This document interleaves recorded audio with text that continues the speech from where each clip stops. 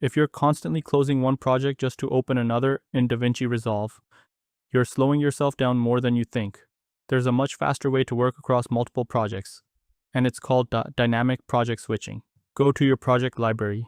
Right-click anywhere inside the library, then click Dynamic Project Switching to turn it on.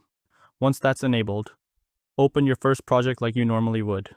Now here's where it gets really useful. At the bottom left, click the house icon.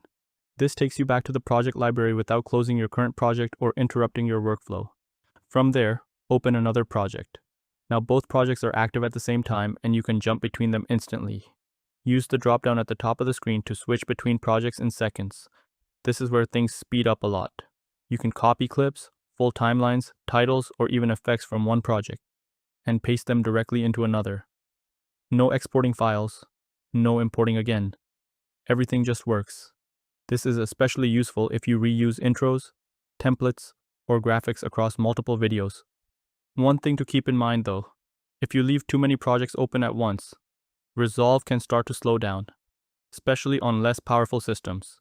So when you're done, close any projects you're not using to keep everything running smoothly and avoid crashes. Once you start using this, going back to opening one project at a time will feel incredibly slow.